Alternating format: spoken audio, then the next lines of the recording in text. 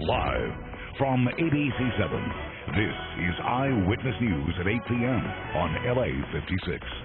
An Afghanistan war vet murdered after a party in Sylmar. Tonight, friends and family gather to remember him. A knife-wielding man gunned down by police in the middle of the day. What we're learning about the deadly shooting that closed down streets for hours. And remembering an important moment in history, how Germany is marking the 25th anniversary of the fall of the Berlin Wall. Good evening, everyone. I'm Jory Rand. I'm Giovanna Lotta. Welcome to Eyewitness News on LA56.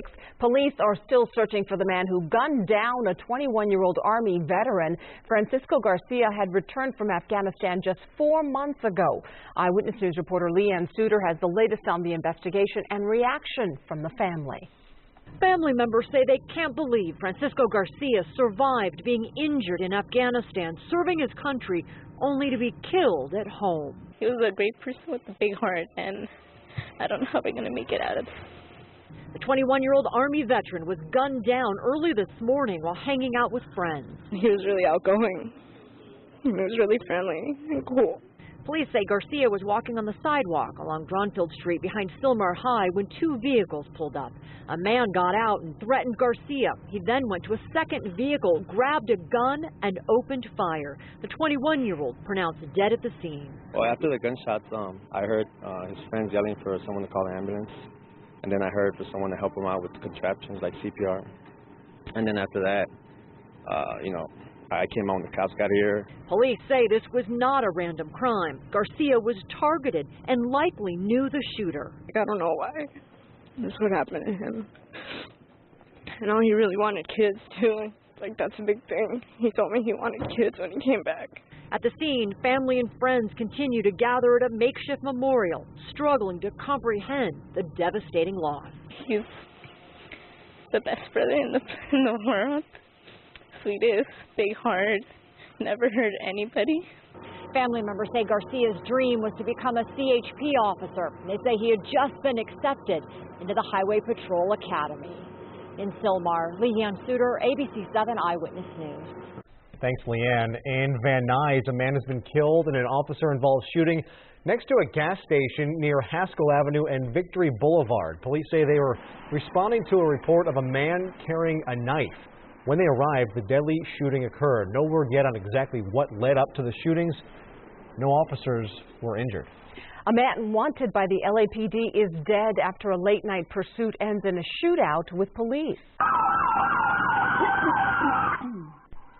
The chase began just before midnight. The suspect was wanted for an assault with a deadly weapon charge. Police say they attempted to pull over the suspect, but he refused and fired a shotgun at police 3 separate times. Eventually, SWAT officers were able to corner him, but that's when police say he pointed his gun at them again. No officers were injured, which is a good thing based on tactics and their planning. And a little bit of luck because this individual had complete disregard. Medics rushed the suspect to the hospital where he later died. No one else was injured. Inglewood police set up a perimeter tonight attempting to capture 3 suspects in the shooting death of a man at a restaurant parking lot. They're canvassing the area around Doty Avenue and Imperial Highway. These images of the search come to us from the Sheriff's Department's Special Enforcement Bureau.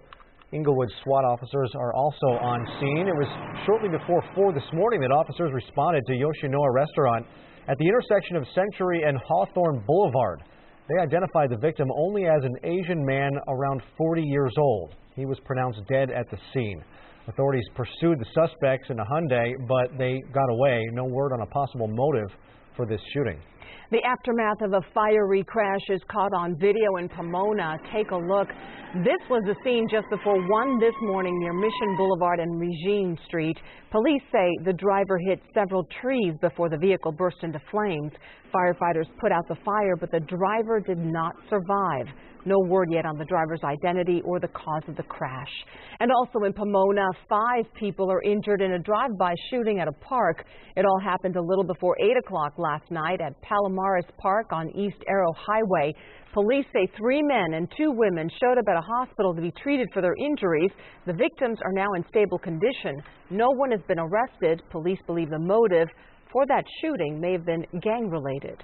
The off-duty U.S. Border Patrol agent accused of gunning down a man during a neighborhood dispute is scheduled to appear in court on Thursday. 40-year-old John Demery was booked on a single count of murder and is being held on $1 million bail. Investigators say the victim, 27-year-old Adam Thomas, was staying with friends at a home in East Hemet when Demery shot and killed him Saturday morning. Thomas later died at the hospital. The Department of Homeland Security says Demery has been suspended from his law enforcement duties. In Costa Mesa, a woman is under arrest after driving the wrong way on the 405 freeway and hitting another car. There was moderate fog when it happened, but the woman was still arrested for suspicion of DUI. She apparently entered the off-ramp of the northbound 405 freeway going the wrong way. Shortly after, she slammed head-on into a car that was exiting the freeway at Fairview Street. The driver of that car was critically injured. The woman was not hurt. Good news for drivers in the Inland Empire. Construction on the 91 freeway in Riverside has wrapped up 24 hours earlier than expected. The work began on Friday night, shutting down the freeway between 14th Street and Central Avenue. Only 2 lanes were open in each direction, and full freeway closures took place once an hour on the westbound lanes for up to 10 minutes at a time. Caltrans warned drivers to steer clear of the 91 in Riverside altogether this weekend to avoid delays and detours. That construction project is part of a project to build a new railroad bridge over the freeway. A water main break today in Woodland Hills left dozens of customers without water. The break was reported around 10:45 this morning. Officials say a 6-inch pipe ruptured, causing water to pour down Rolling Road toward Oxnard Street for hours. DWP workers were on the scene to fix the break. And Danny Romero is here on the scene with the first check of our forecast. Hey, Danny. How you doing, Jory and Giovanna? We're looking at a pretty good night over Southern California after a real change in our daytime weather. Certainly cooler conditions going on. Our Burbank camera, live HD, giving the valley a clear look right now. But here's a little hint of what changed in our weather. A little time lapse down at LAX. Watch the cloud cover build up throughout the afternoon, late afternoon towards the early evening, getting darker and darker clouds, and that's what's serving to cool things down. That's that strong onshore flow we talk about all the time that brings this cool, moist air onshore, cooler temperatures, and a lot of moisture. So that means a chance of some precipitation coming our way. For tonight, we'll see mostly cloudy skies, 60 for the overnight low, and then more changes on the way and maybe a little bit of the wet stuff. I'll tell you about that with a 7-day in just a bit. Giovanna, Jory, go ahead. We sure could use it, Danny. Yeah. Thank you. American Airlines flight attendants have rejected a 5-year contract by just 16 votes. The rejection forces the airline and its union for cabin crew workers into binding arbitration. It also affects the merger of American Airlines with U.S. Airways. Last year's merger created the world's largest airline. The proposed flight attendant contract included guaranteed raises but ended a profit-sharing plan. Pastor Dr. Miles Monroe, the leader of the Bahamas Faith Ministries, and his wife Ruth Monroe were among all 9 people on board killed today when their plane hit a construction crane and crashed on the island of Grand Bahama. They were reportedly on their way to the Global Leadership Forum. Dr. Monroe was hosting this week in Freeport. That jet had taken off from the Bahaman capital of Nassau and crashed at Grand Bahama International Airport in Freeport. A full investigation begins tomorrow at daylight. It's been exactly 25 years since the Berlin Wall came down. Yes, ABC's John Donovan reports the global milestone is the focus of a huge party tonight. In Berlin today, they went with light to remember. These are balloons, 8,000 of them, each with a light inside, to mark the path of the scar that once ran through this city, the path of the Berlin Wall, first constructed in 1961 by the East German government to stop this, the flight of its own citizens from communism to get to the freedom represented by the city's west side. The wall was the ultimate Cold War symbol, its ultimate talking point. Mr. Gorbachev, tear down this wall. Gorbachev was Mikhail Gorbachev, the Soviet leader, who ultimately let this happen that night 25 years ago when a crowd of East Germans surged for one of the wall's crossing points and the guards let them through. Our Peter Jennings was right there. The wall has suddenly become irrelevant. Here's how much has changed. That today, heading the celebrations, a leader who grew up in East Germany, Angela Merkel. The fall of the wall has shown that dreams can come true, she said today. Not all dreams, though, like that of former enemies becoming good friends. Not quite, with Gorbachev himself in Berlin today describing the West's current tense relations with Russia as a kind of new Cold War. But 25 years ago tonight, it was still all dream come true, when the wall, like this line of balloons, came apart in a stunning instant. John Donvan, ABC News, Washington. Still ahead, a check on the lava flow making its way towards homes in Hawaii. Plus, plunging temperatures below freezing. The Arctic blast set to bring the coldest weather of the season to much of the country. And defying the law to feed the homeless, the unusual battle between the chef and the city of Fort Lauderdale. Plus, the wild stunt a pair of tourists pulled to get a better view of Zimbabwe's world-famous Victoria Falls. After this.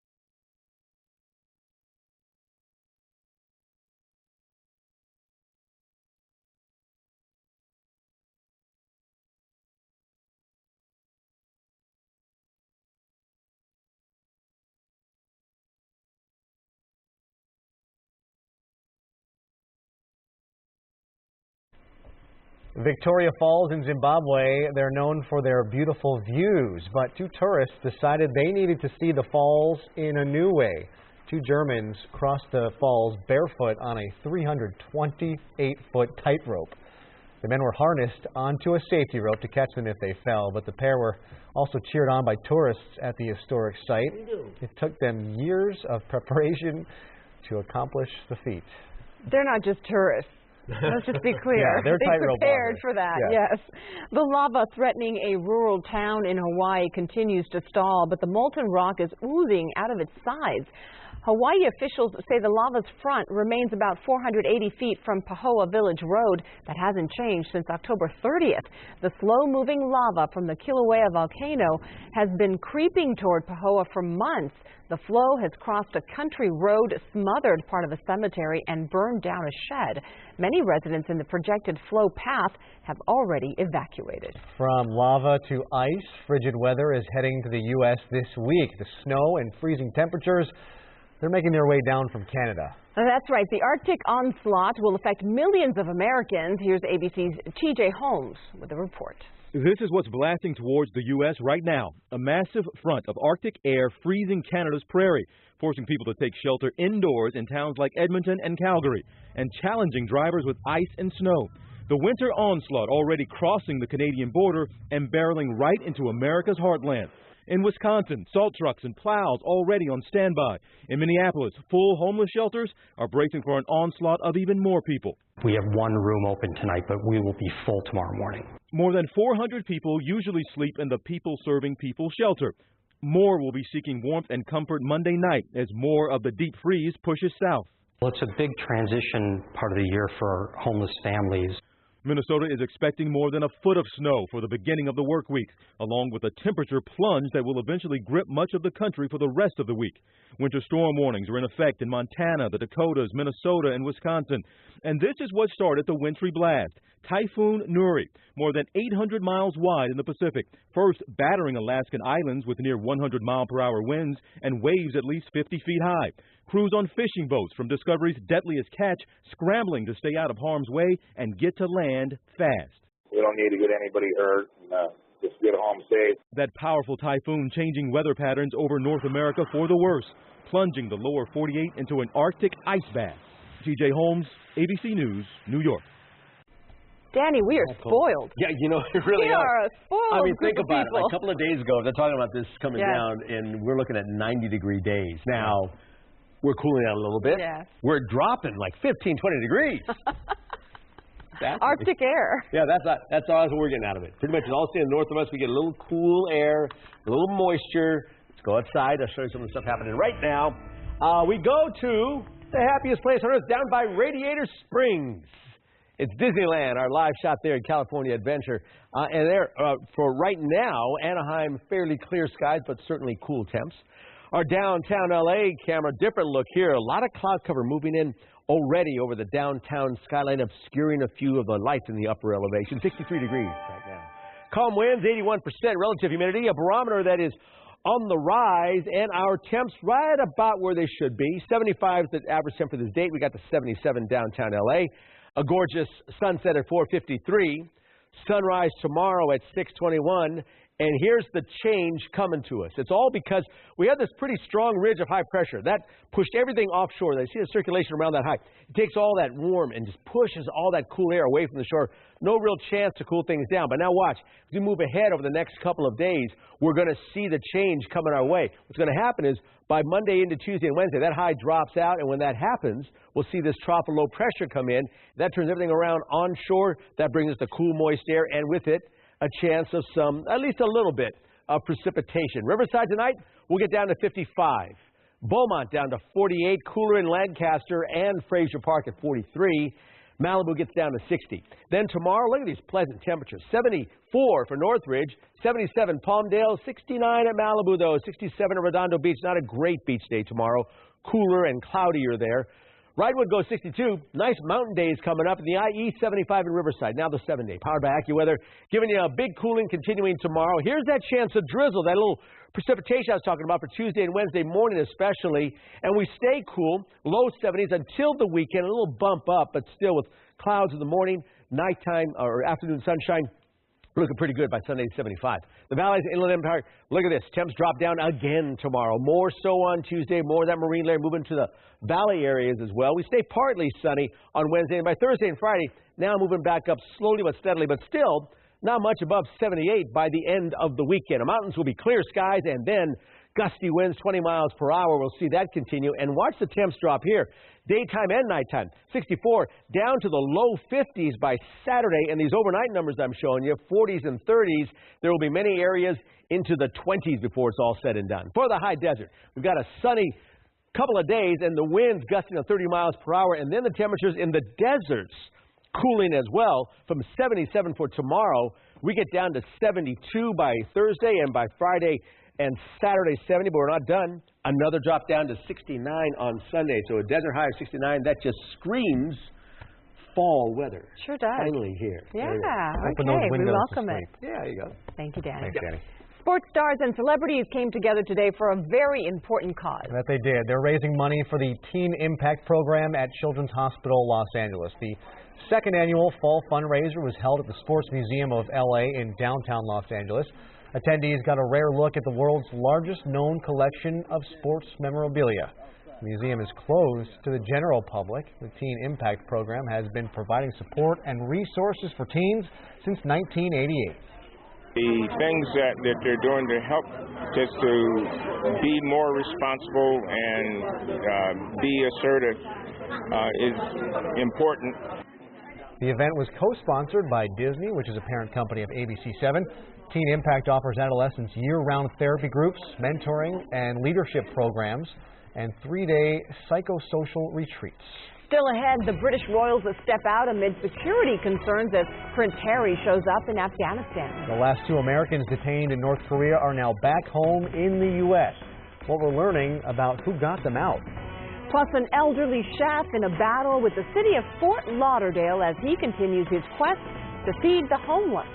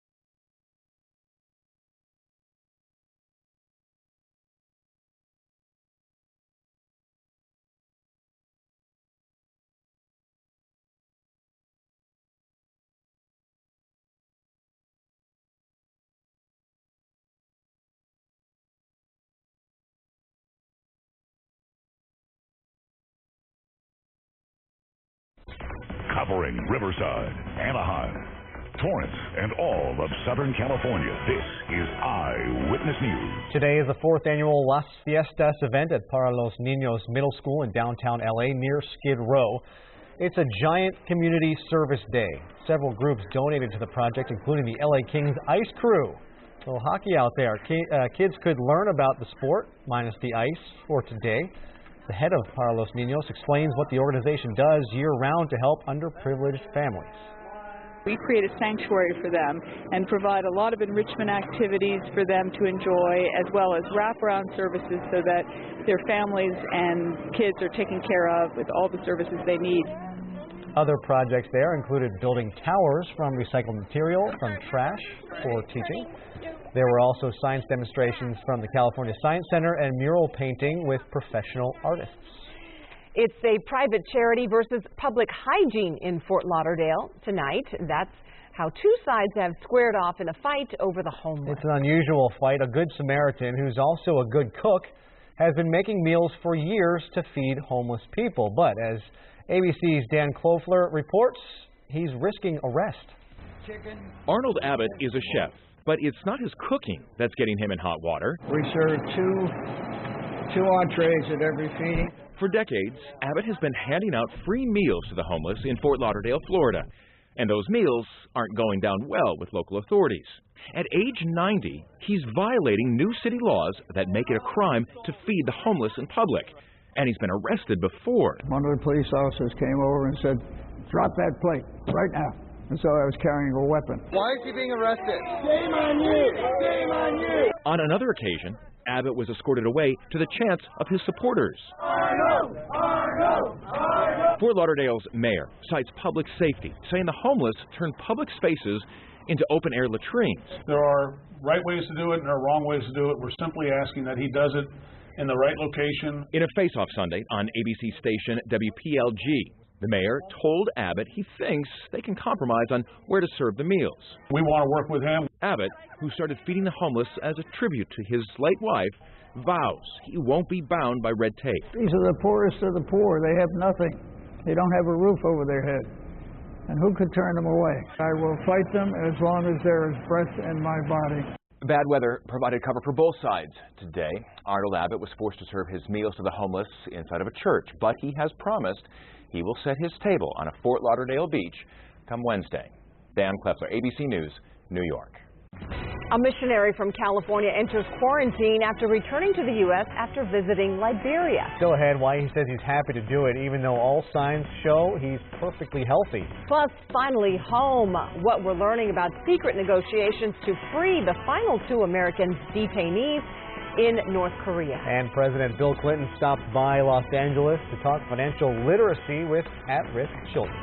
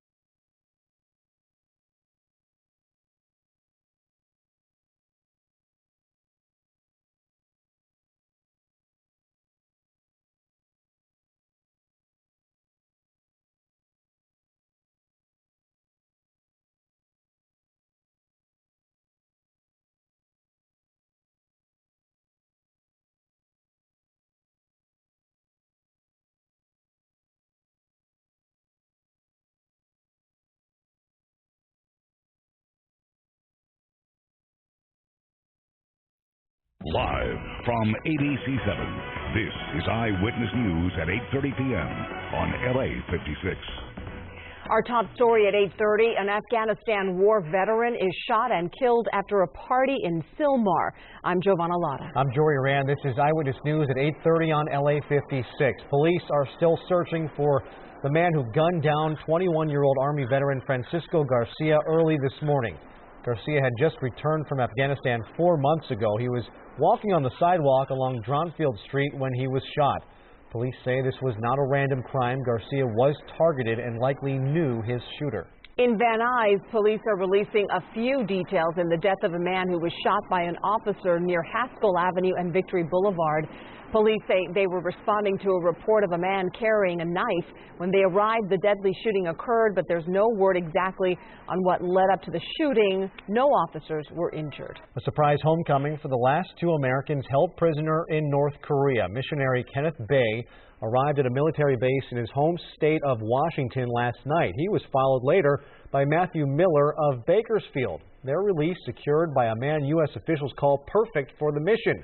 Director of National Intelligence James Clapper, who secretly flew into North Korea to bring those 2 men home.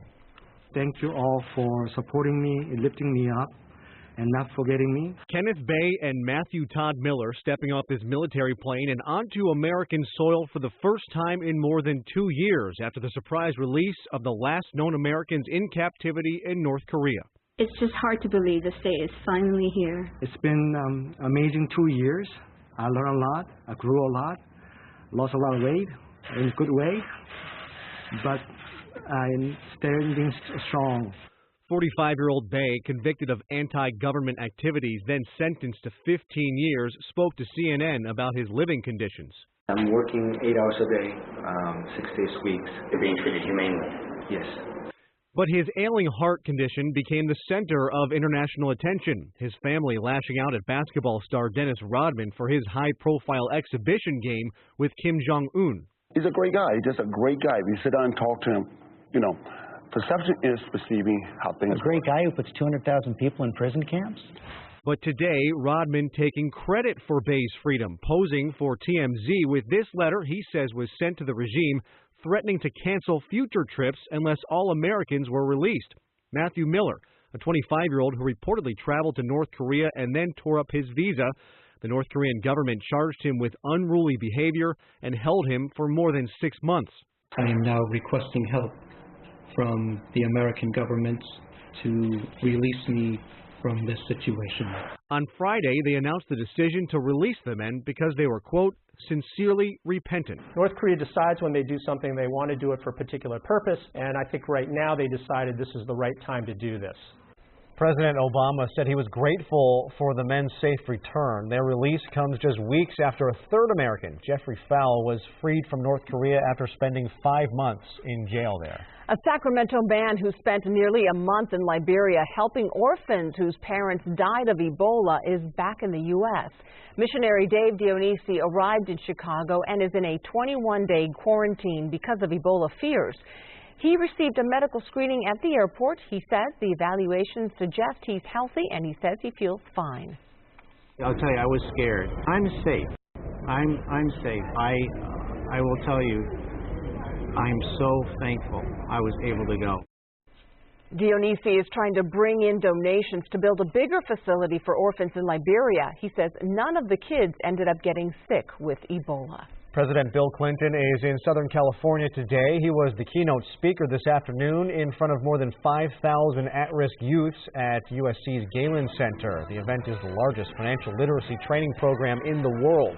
President Clinton spoke to the crowd about the importance of money management. If you want to be powerful, if you want to live your dreams, if you want to get an education and make the most of it, you got to know how to handle your money. Financial literacy is a very fancy term for saying spend it smart, don't blow it, save what you can.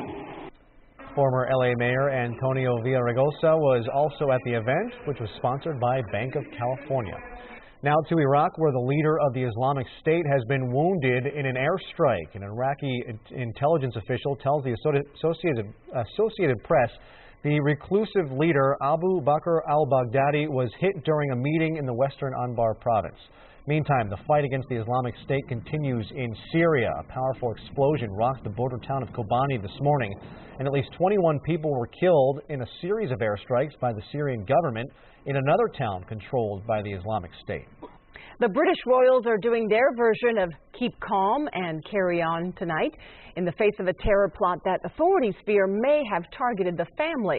The Queen was out today participating in the British version of Veterans Day as we learn more about the 4 men who were just arrested. ABC's Lama Hassan has the latest from London. A symbolic display of defiance from the Queen today. Undaunted by the arrest made by Scotland Yard 2 days ago, 4 men detained as part of a, quote, ongoing investigation into Islamist-related terrorism. The men were allegedly plotting to carry out attacks on British soil. Fears of an attack here rising since Britain joined the U.S. in bombing ISIS targets in Iraq. Security at today's event on high alert. In that sense, it's probably the biggest security operation in the world. Her Majesty the Queen lays her wreath. Her Majesty leading her country in an annual tradition, the remembrance of the fallen since World War I. Members of the royal family in tow. Notably absent Prince Harry, who secretly returned to Afghanistan for a quick trip to represent the Queen and pay his respects. The royal family's show of solidarity and appreciation from the crowd. Applause. I've never heard that before here for the Queen. A thank you to the Queen and the royal family for carrying out their duties despite the terror threats. Amid the heightened fear of a terror threat, Scotland Yard was ready, saying it had an appropriate policing plan for the event today. A young girl has been rescued from an alleged kidnapper in Oklahoma. Police say 7-year-old Lacey Studeman was forced into a man's car yesterday afternoon and driven miles away from her home. An Amber Alert was issued for the entire state. Then early today, police got a tip leading them to the home of 34-year-old Fount Dustin. Studeman was found and Dustin was arrested. He's now charged with kidnapping and rape. And we've been telling you about a mother and father saving their 5-year-old daughter after she was snatched out of her bed. Now we have new details about that thwarted kidnapping and how you can be sure your child is safe at home. ABC's Marcy Gonzalez has the story. New details about this 5-year-old girl's close call. Did he take you from your bedroom? How did the man come in and take you? Surviving an attempted kidnapping in her Utah home this week, in part because of a few things safety experts claim she and her parents did right. We heard the front door open. I heard her talking. She's just the sweetest little thing, and I heard her voice, and we ran out. The girl taken from her basement bedroom, making sure her parents heard her.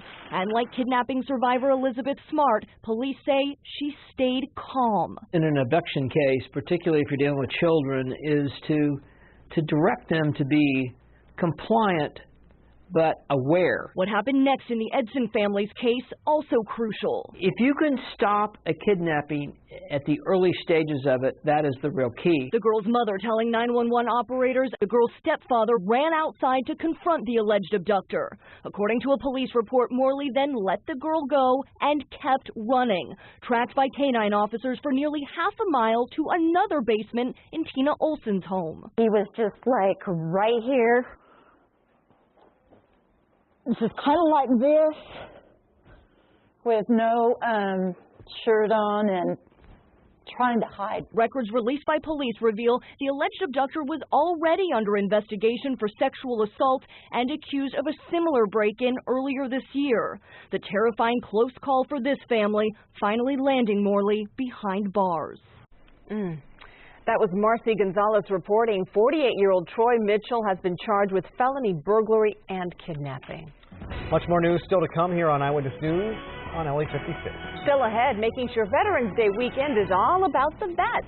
The special tribute in Covina. When it first came along, it tried to compete with the leading cars in the mid-size sedan segment. Now, it's their equal in many ways. I'm car specialist Dave Coons. I'll show you this mid-size contender coming up.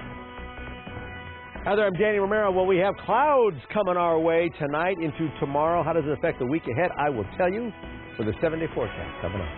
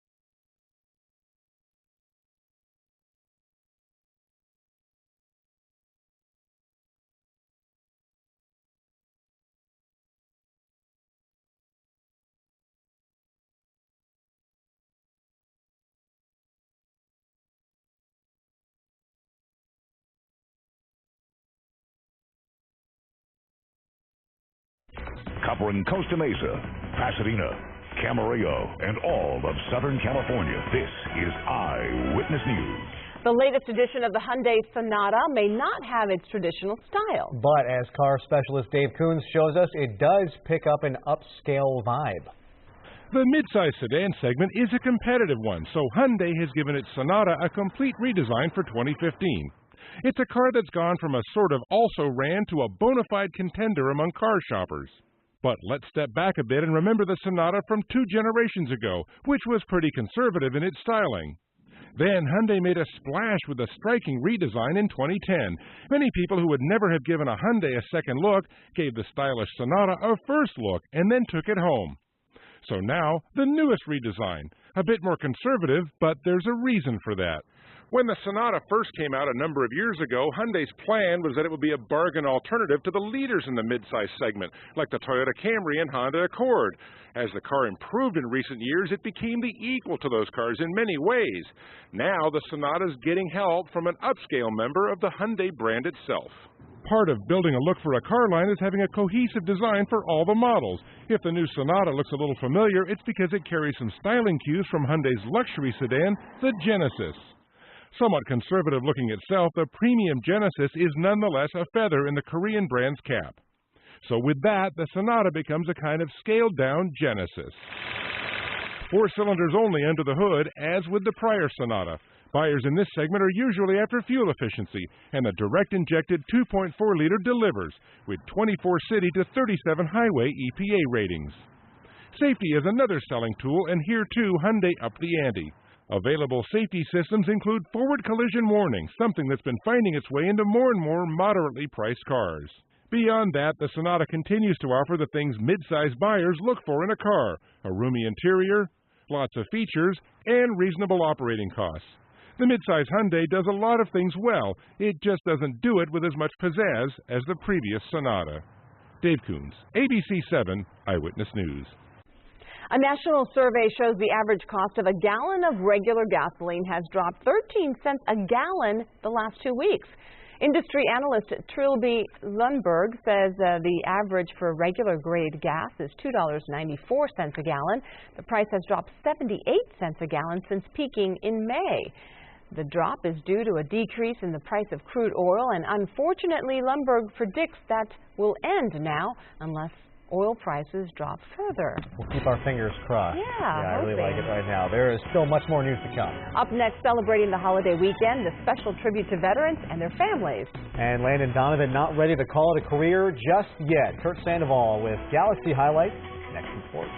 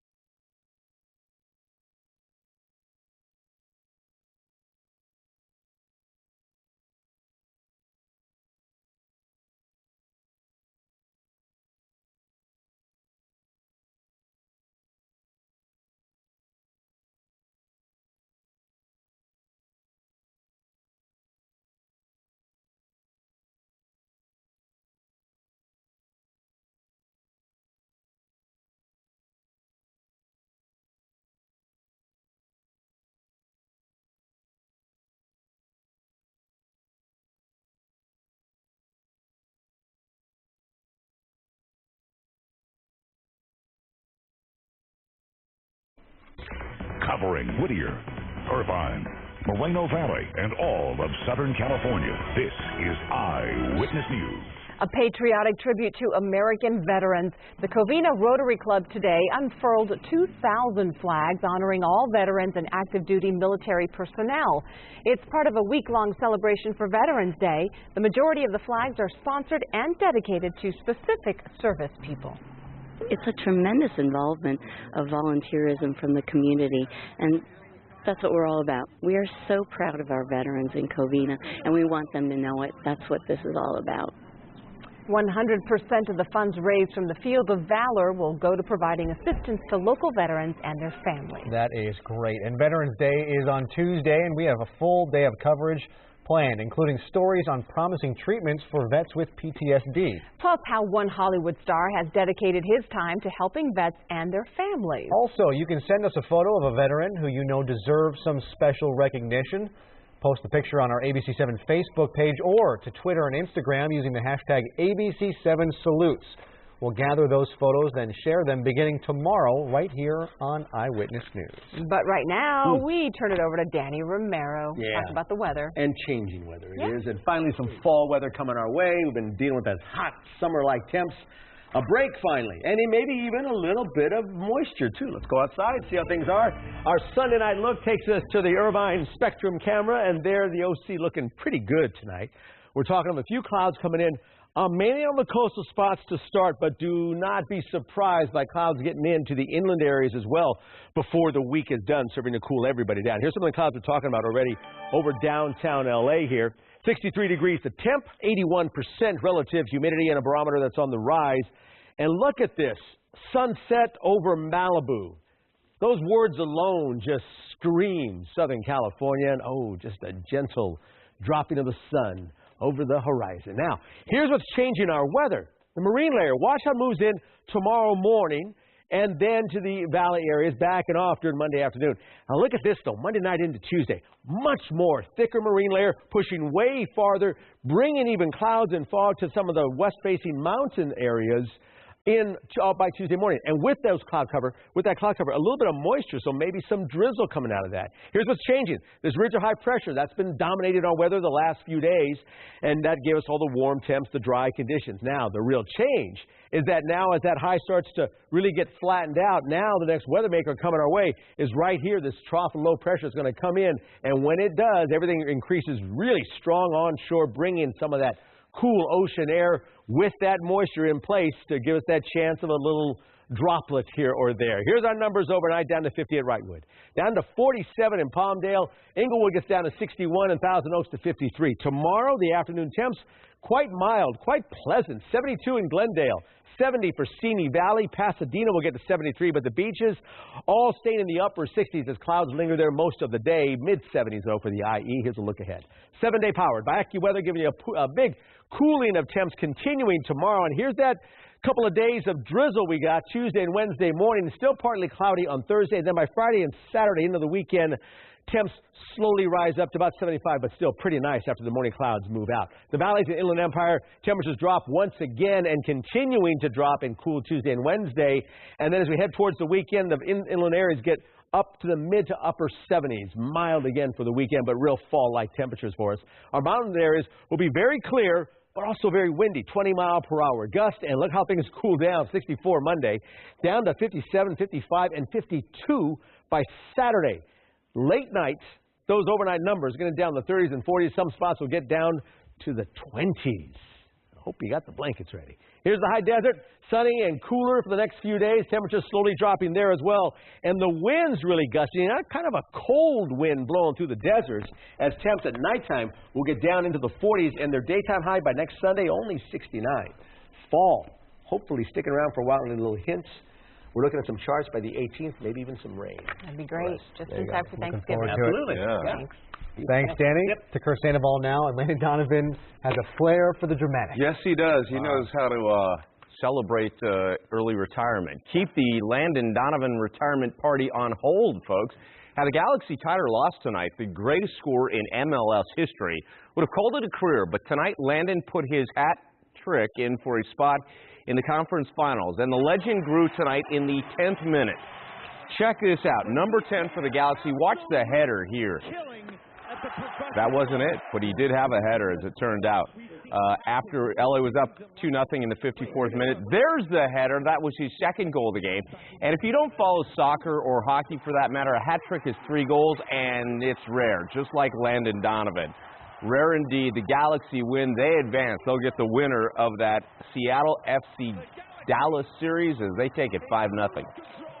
None of us want to go home early, so this is a team that's used to winning. When we're playing well, we create a lot of chances like that, and it's fun. This team is fun to play. A night like tonight, people are playing that way and things are clicking. It's fun. You don't want the game to end. If you couldn't hear that, he said, I'm thrilled to win. NFL now, Carson Palmer, no laughing matter. Did you see the right knee buckle? It's the same knee that he hurt against the Steelers back in 2005. They say he's going to have an MRI. We'll know more tomorrow. As it turns out, they were down to St. Louis 14-10 when they get this beautiful touchdown from Drew Stanton to the rookie John Brown. Then the pick of the day. How about Patrick Peterson tipping it to himself? The Cardinals now 8-1. If they win it, they may have lost their quarterback. NASCAR now, the championship field being cut from 8-4 after this race in Phoenix today. Kevin Harvick leading the field. He dominated the first half of the race, leading 107 of the 156 laps. Under caution, the contender Joey Logano leaves pit row a little early, and there's the can just sitting there. As it turns out, that's a penalty. He did come back to finish 6th, but no one should catch Kevin Harvick. He takes checkers. He'll head into the championship race next week in Miami as the leader. Then it's Ryan Newman, Logano, and Denny Hamlin. And coming up on Eyewitness News 11, can the Lakers win that first one? They're so close. Great game going. It's got to happen one of these days. You're right about that. Forever.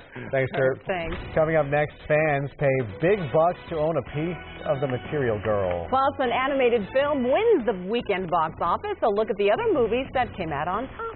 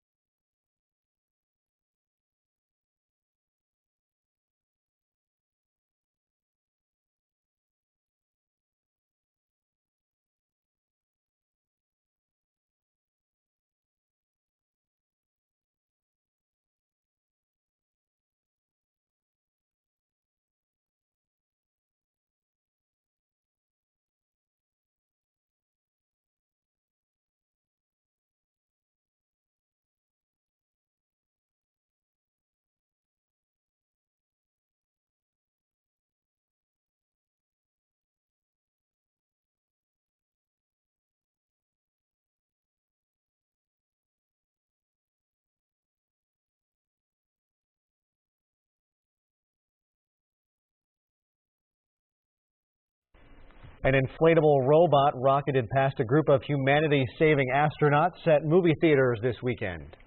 A lunatic in a mask just tried to kill us. How cool is that? I mean, it's scary, obviously, but how cool? Disney's animated adventure Big Hero 6, featuring Baymax and his prodigy pal Hero from the Marvel comic book, debuted in first place with an estimated $56.2 million. Paramount's space saga Interstellar, starring Matthew McConaughey and Anne Hathaway, took second place with $50 million. If estimates hold, it will be the fourth time in box office history that a pair of films both open with $50 million or more. Gone Girl is still hanging around. It finished third at the box office, followed by Ouija and St. Vincent. An auction held in Beverly Hills this weekend proves that Madonna still has it. According to Julianne's Auctions, bidders worldwide sought items from Madonna's professional and personal life during the two-day Icons and Idols rock and roll auction. The gown and stole from her Material Girl video sold for just over $73,000. The wedding dress the pop icon wore when she married Sean Penn in 1985, that brought in more than $81,000. And her jacket from Desperately Seeking Susan sold for a record $252,000. Even a single earring worn in the film fetched more than $34,000. They were nice earrings, though. Some of the biggest names in the music industry got together last night for the My Big Night Out concert series. Thousands of fans showed up at the Honda Center in Anaheim for the show, put on by 104.3 My FM. Among the stars, singer Christina Perri and the band Magic. Backstage, we caught up with members of Magic, whose song Rude is nominated for an award. I think it's amazing just to know that there's a large amount of people out there that know our music, because like we're a generally new band, so to be nominated amongst great artists like Pharrell and these kinds of big artists, we feel like we're already in that class, which is pretty amazing for us. You can watch more of the interview at the American Music Awards, November 23rd on ABC7. Cool. Thanks for joining us. We'll see you at 11 on ABC7. Good night. Bye-bye.